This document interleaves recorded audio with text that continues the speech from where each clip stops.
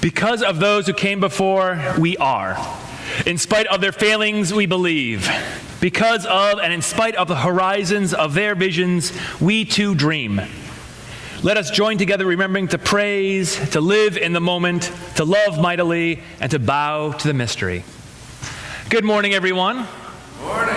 It is so good to know that there's some people in this church who own snowshoes, and we're able to come to church this morning.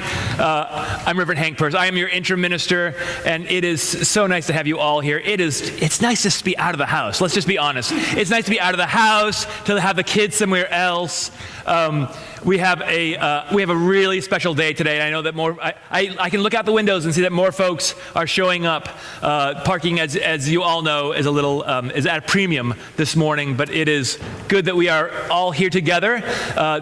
Today we will hear a message from Laura Graham, who is the Ministerial Settlement Representative for the Mass Bay District of Unitarian Universalist Congregations, of which we are a part.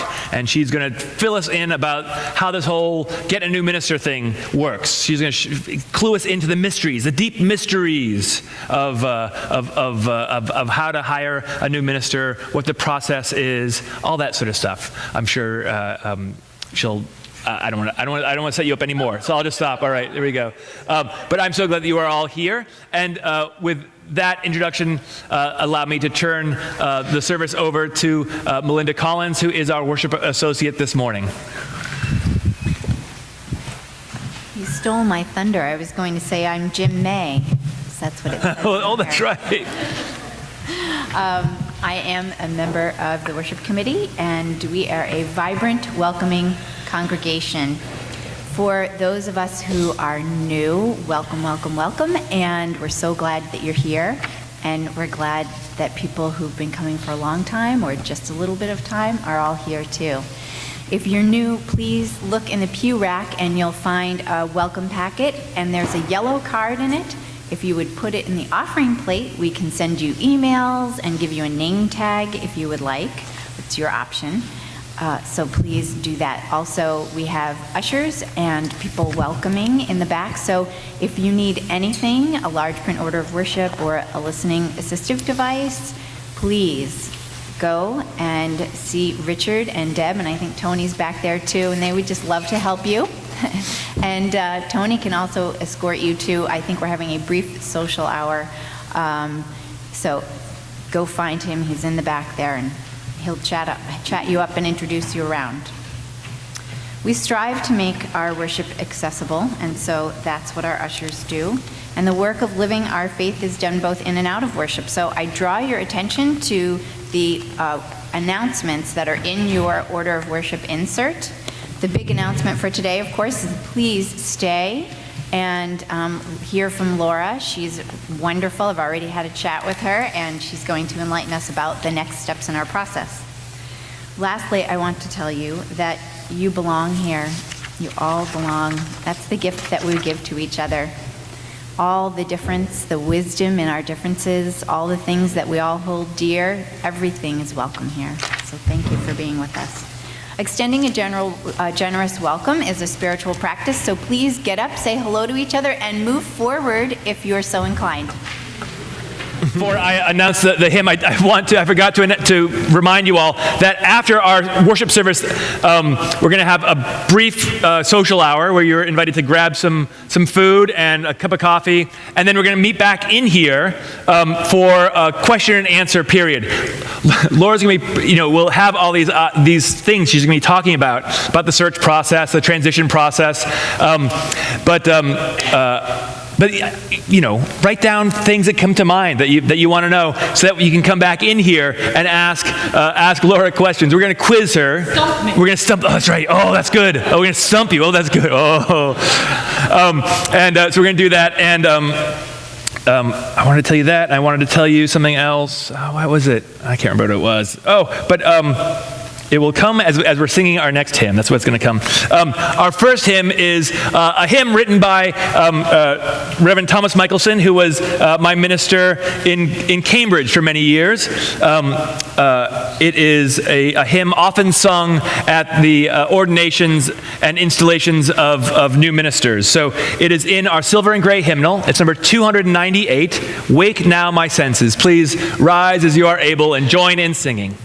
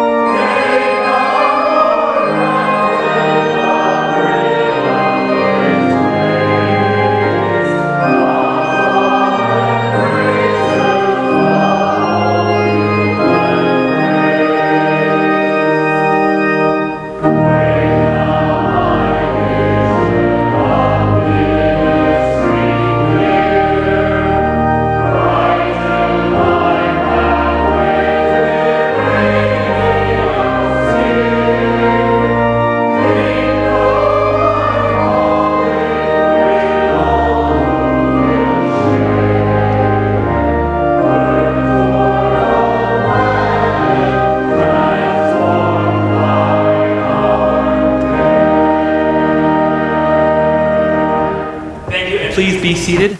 I knew when we sang, I would remember my other thing.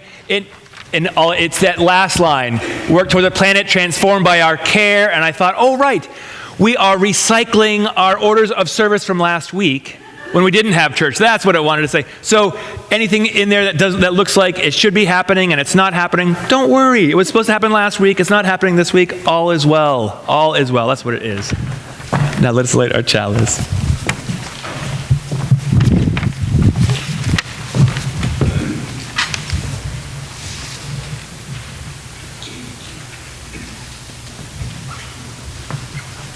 We shall saunter toward the Holy Land, till one day the sun shall shine more brightly than ever it has done, shall perchance shine into our minds and hearts, and light up our whole lives with a great awakening light. Would you join in the unison call to worship printed in your order of service? Come, let us gather. We gather to celebrate the sacred within and among us. We come to seek spiritual growth and understanding. We strive to practice acceptance, forgiveness, and love. Together, we work to build a world of justice and compassion. Come, let us gather together. Thank you.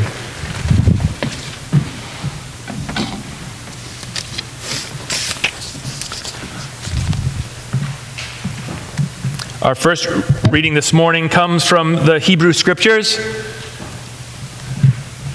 It is a story of Jacob wrestling with an angel. Jacob, who of course has been blessed and bestowed, a blessing has been bestowed upon him by his father by trickery. Jacob is this guy who does everything wrong. He cheats. He treats his brothers badly, treats his father badly, and yet he is transformed by God. And as he's going back to apologize to his family, this event happens. So that is the setup. The same night, he got up and took his 2 wives, his 2 maids, and his 11 children, and crossed the ford of the Jabbok. He took them and sent them across the stream, and likewise everything he had. Jacob was left alone, and a man wrestled with him until daybreak. When the man saw that he did not prevail against Jacob, he struck him on the hip, and Jacob's hip was put out of joint as he wrestled with him. Then the man said, "Let me go, for the day is breaking." But Jacob said, "I will not let you go unless you bless me." So he said to him, "What is your name?" And he said, "Jacob." And the man said, "You shall no longer be called Jacob, but Israel, for you have striven with God and with humans and have prevailed." Then Jacob asked him, "Please tell me your name." But he said, "Why is it that you ask my name?" And there he blessed him. So Jacob called the place Peniel, saying, "For I have seen the face of God, and yet my life is preserved." The sun rose and he started on, and he was limping because of his hip. So ends our first reading.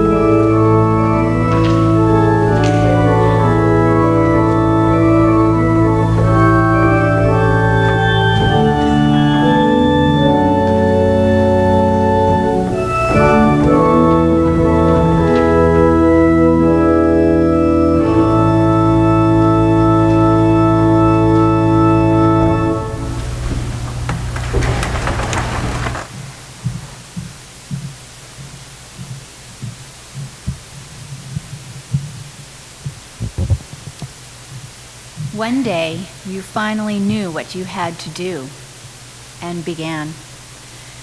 Though the voices around you kept shouting their bad advice, though the whole house began to tremble and you felt the old tug at your ankles. "Mend my life," each voice cried, but you didn't stop.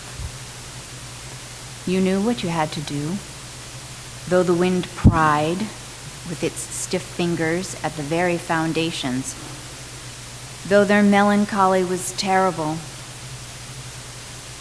It was already late enough, and a wild night, and the road full of fallen branches and stones. But little by little, as you left their voices behind, the stars began to burn through the sheets of clouds, and there was a new voice, which you slowly recognized as your own, that kept you company as you strode deeper and deeper into the world, determined to do the only thing you could do, determined to save the only life you could save. Here ends the reading.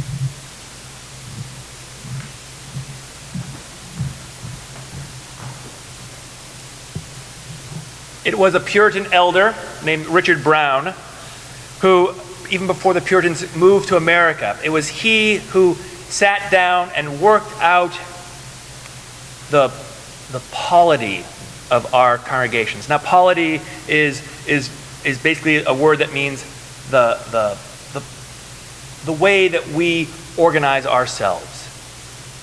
He looked at Scripture. He looked at the ways of that John Calvin, who had inspired the Puritans, and he looked also at the way that the Jewish communities organized themselves. Coming out of a community, coming out of a tradition, of course, the Puritans they wanted to purify the Church of England, right? They wanted to purify them, and they wanted to get rid of bishops and archbishops. They said, how do we do this? How do we work this out? And it was Mr. Brown who worked out that our congregations back there in England and here in the New World would be organized around a covenant, an agreement between the members and with their God as the witness of this agreement. And that each of these gatherings, each of these groups, each of these congregations would have the power to choose their own minister. Not to have a minister placed there because of a bishop or because they were the rich son of a wealthy landowner, but that each congregation got to quiz and choose someone, often out of their very own pews. They would call this person to be their minister. Much time has elapsed. Many things have changed over the years. And yet still we are bound together by a covenant. And still it is the opportunity and the blessing of our faith tradition that you, not even me, you get to choose your next minister. You get to do this. This is something that people have fought and died for the right to do. You get to do this. What an exciting thing. So in the 400 plus years since Richard Brown first came up with this idea of the covenant and that the congregation should call its own minister, all the way to today, we have kept this true. I am so excited. We are truly blessed to have Laura Graham with us today. She is a professional mediator. I'm only an amateur mediator myself. So it is certainly a great joy to have Laura here representing the Mass Bay District of Unitarian Universalist congregations, of which we are a part. And with that, I'm going to sit down and let Laura talk. Thank you so much, Hank. Thank you all for the warm welcome. It is so very good to be here. Yes, I am your Ministerial Settlement representative from our UUA. That's quite a mouthful. And I am very pleased to be here with you at this very particular time in your history, because you are standing at a particular moment in time, in a particular place, and with a particular mix of strengths and resources. What you do next will say a lot about you, but also a lot about all of us, our faith, our vitality, our relevance in this increasingly secular world. And yes, I realize we have probably been describing it as an increasingly secular world since the word secular was born, but nevertheless, it still feels true. My sermon title is Now What? And I confess that from time to time, my own intonation can sound a little bit more like, now what? It can be a question laced with optimism and hope for the future, or it can be an expression of absolute exasperation. I kind of like that it does duty both ways. For those of you who are looking forward to the roadmap in all its particulars, rest assured that I will go over the nuts and bolts of the recommended ministerial search process after today's service, which leaves me free this morning to explore a few things with you about this faith of ours and the work you are doing with Hank, the ministry that is yours. Now what? And the subtitle might have been, why does any of this matter to you? Or, why are you here?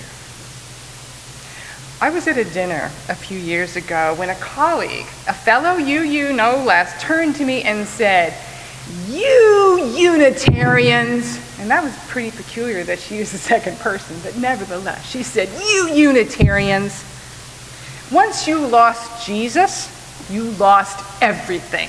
You believe nothing and you believe everything. You have no core. There is no there. Well, this was over appetizers. Pass the wings. Your faith is an empty one. Would you like some cheese? Oh, Lord. Well, I really enjoyed the conversation that followed. I think I might have been the only one who truly enjoyed the conversation that followed. I realized somewhat belatedly that this was intended to be the final word, the pronouncement on our faith. There wasn't supposed to be a response. There is no there. What do you think about that? How often have you heard that?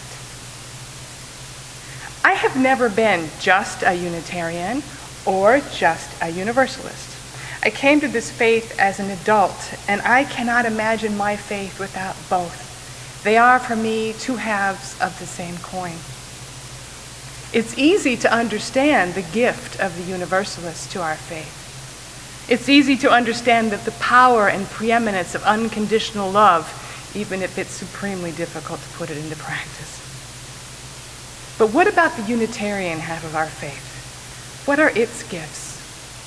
Where does that live for us today? Years before, I was at a meeting of lay leaders convened by the Rev.Peirce back when he was the UUA president. He was trying to come up with, he was trying to tap our collective wisdom as to what our message might be for a world.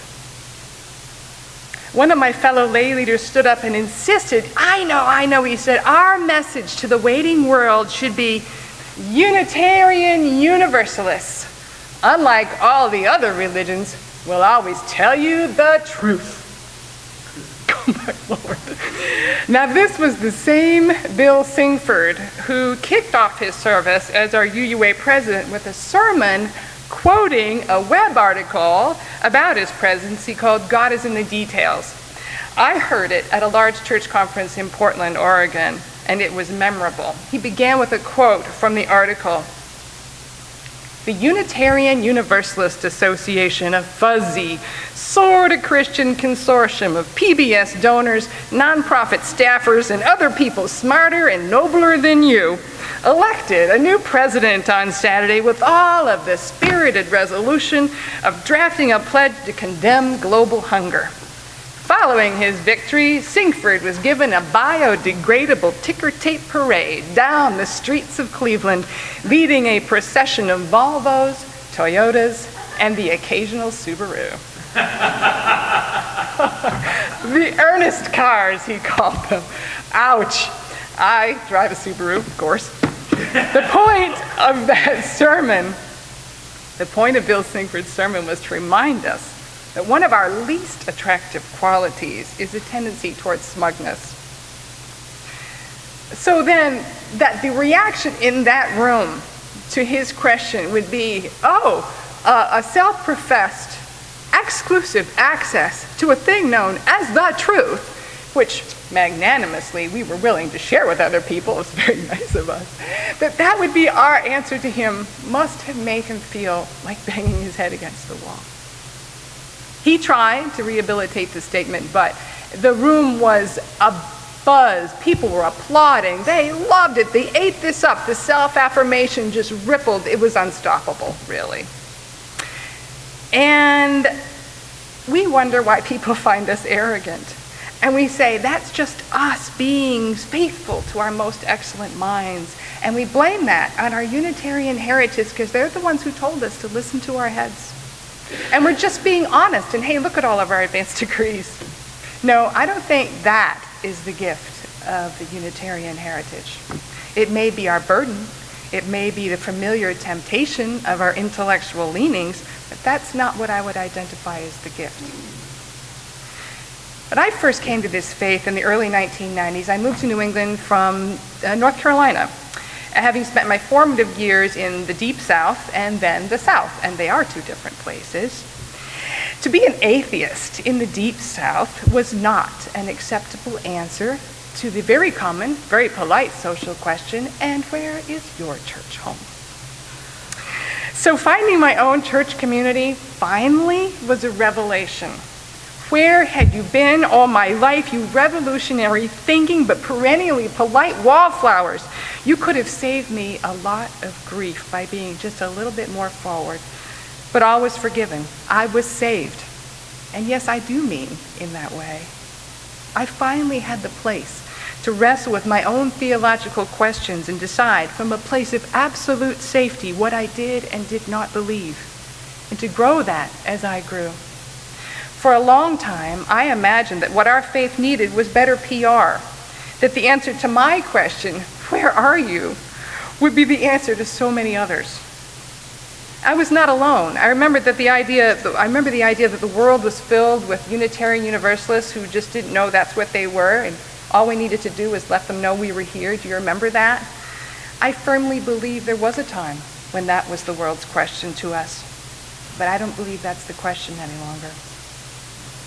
And what a world it is. The pace of change is staggering. Today we can celebrate the amazing progress of marriage equality. 10 years ago, would any of us have thought we could come so far so fast? And we know that young people of all faiths and from all around the country increasingly hold views much closer to our own on a multitude of social justice issues. When you look at the world that way, it's tempting to believe, as Christian Smith and Matthew Hedstrom suggest, that liberal religion has won the culture wars, and by doing so, undermined its own institutional reason for existence. How many of you have had the experience of speaking to someone who explains that they were spiritual but not religious, who explained they could get all of their spiritual needs met on their own out there in the world? They have no need to come and sit in a pew. Thank you very much. And most of us could say, yes, truly, we can find spiritual experiences outside the church. But you've chosen to be here for a reason.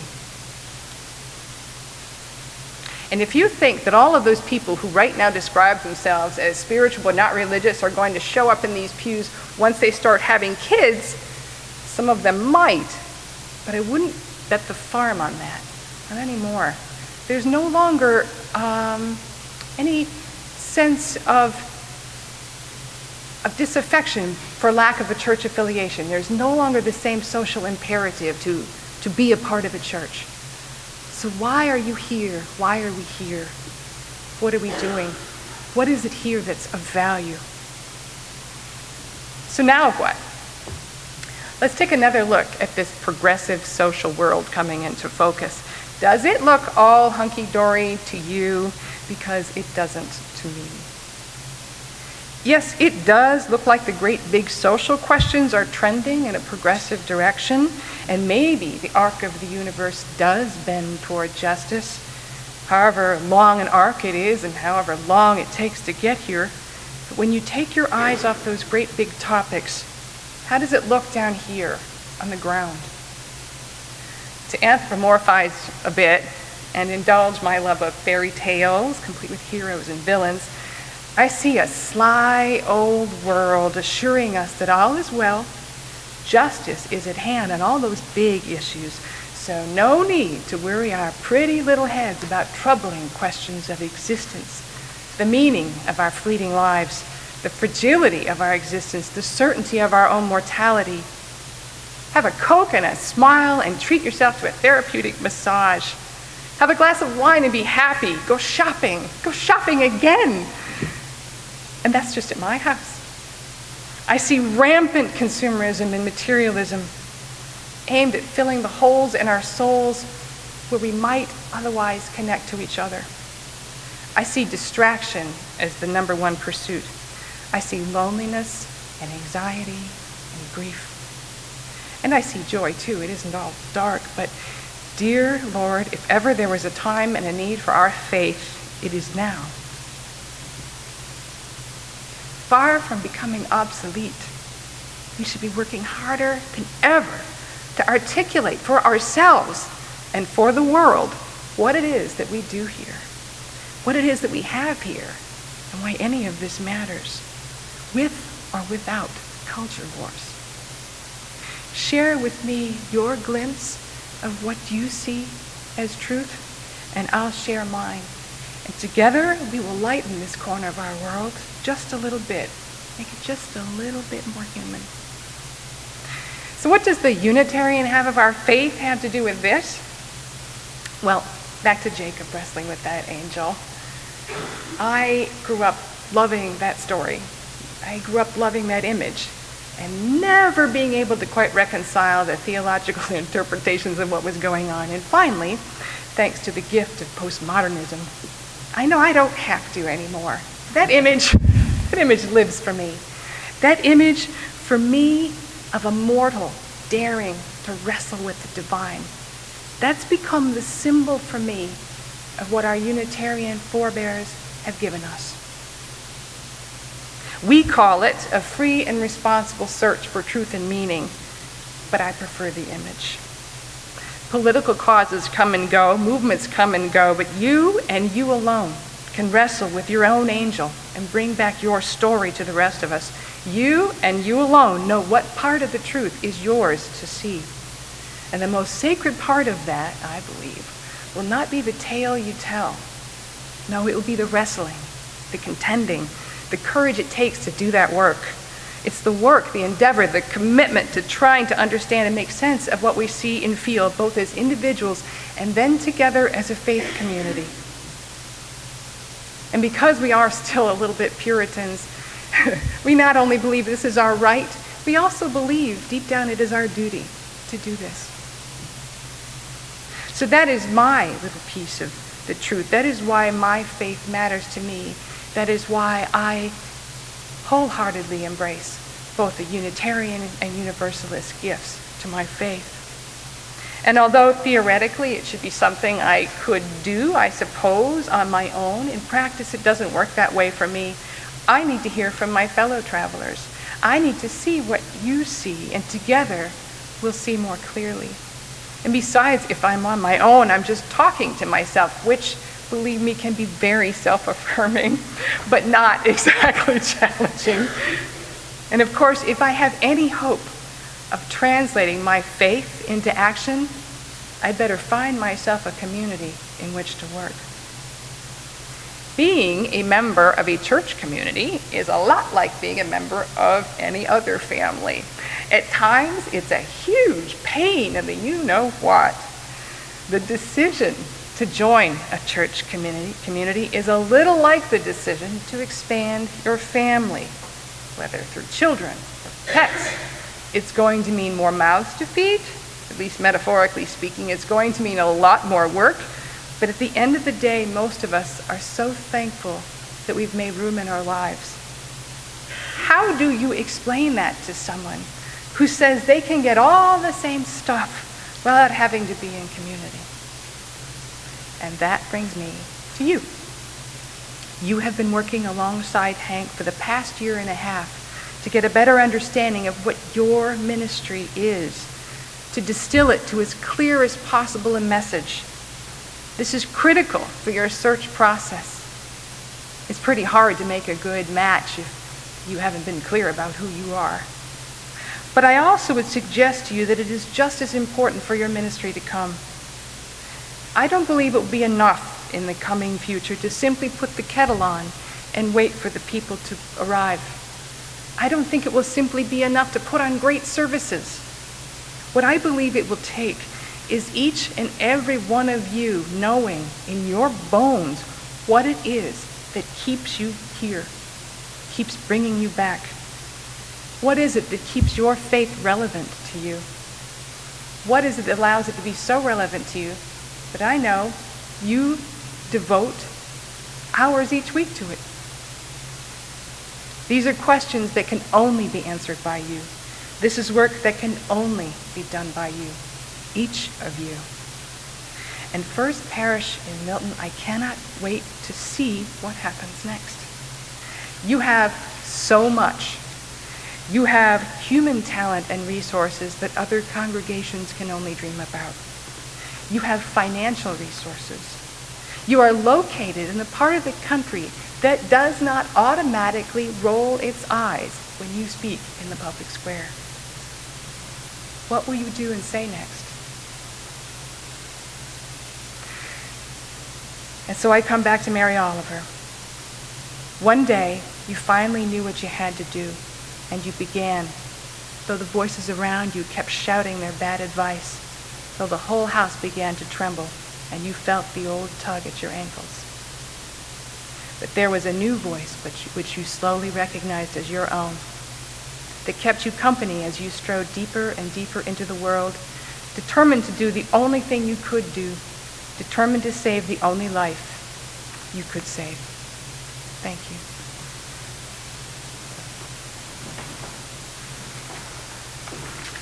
Thank you, Laura. I do want to just point out that I've only been here for 6 months. It might seem like a year and a half. Oh! But it's only been 6 months. Wonderful. Friends, would you join us in singing our second hymn? It is in the Teal hymnal. It's number 1008, When Your Heart is in a Holy Place, 1008. 1008.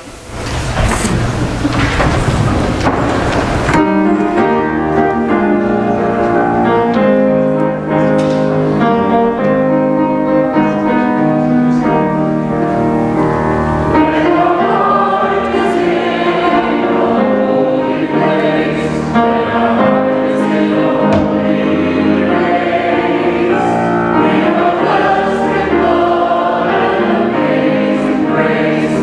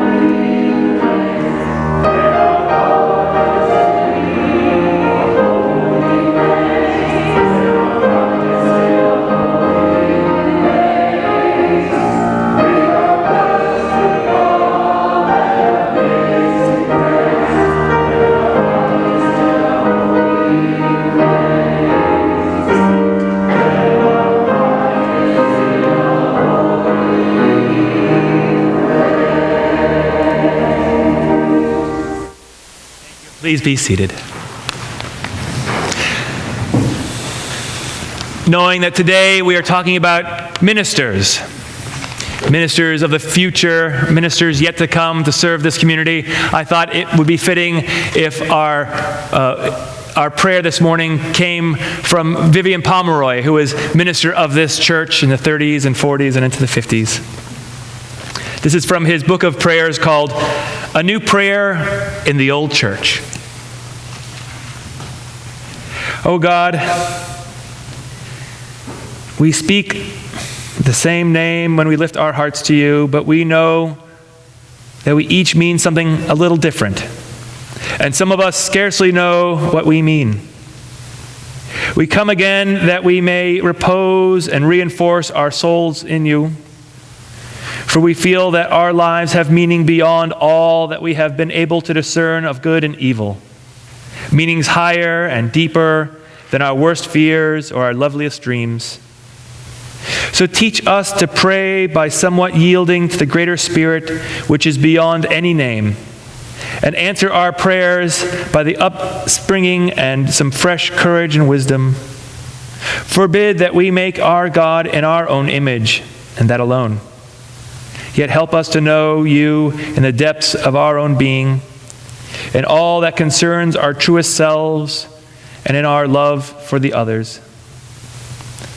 Help us to hear in the worst the cry for the best, and to realize that all the patient, undaunted struggles are shared by you. Help us that we may help one another along the winding road of life, not merely by getting through, but by getting up, by gathering together nearer to a light and love, including us all. Whatever else we receive this time of worship, may we be touched by some assurance that the best is yet to be, because it is already in thy holy will for us and for all people, and we are yours now and forever. This morning we keep in our prayers, Emma Jean Milton asks us to keep her husband Donald, who is recovering from some surgery. We keep them in our thoughts and prayers.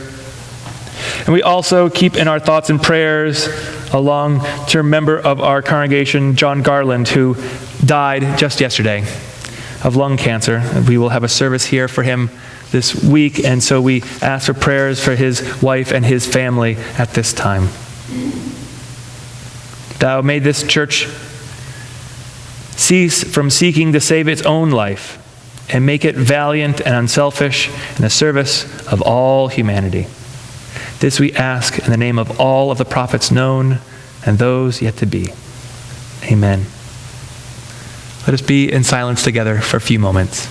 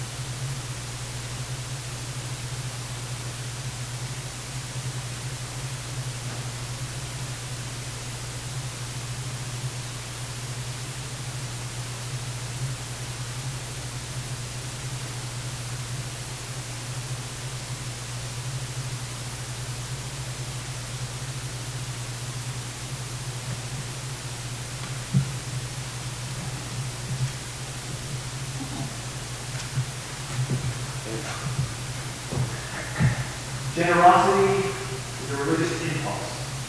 Generosity is a religious act. The offering will now be given, and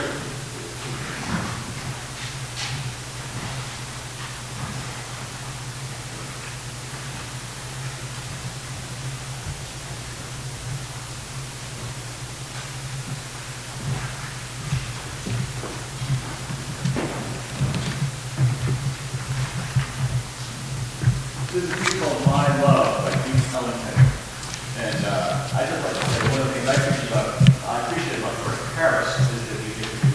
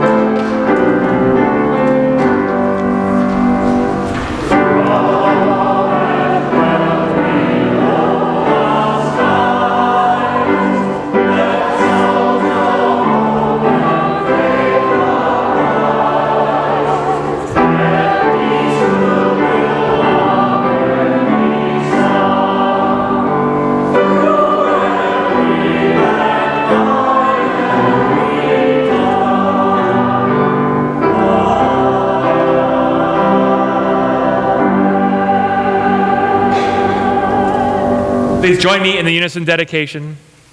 May these gifts be transformed into strength for this faith community, into comfort, food, and shelter for those in need, and may we be transformed by generosity.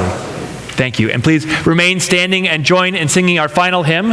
It's, again, in the teal hymnals, it's number 1064, Blue Boat Home.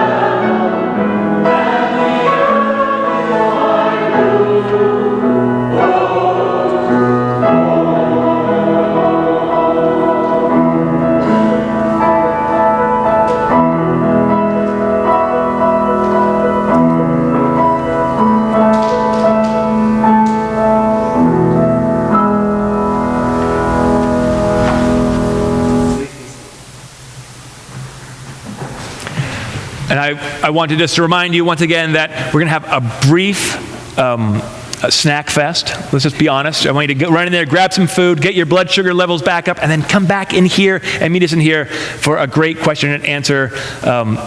Great sermon. I was making notes. You know, the bad thing about having a guest minister, a guest preacher, is that I can't then use those same stories with these folks. They've already heard them, but I'm sure I'll work them in someplace. So anyway, we want you to run out, get some food, get your blood sugar up, your caffeine levels up, then come back in here with your questions about the whole process of finding a new minister. Okay?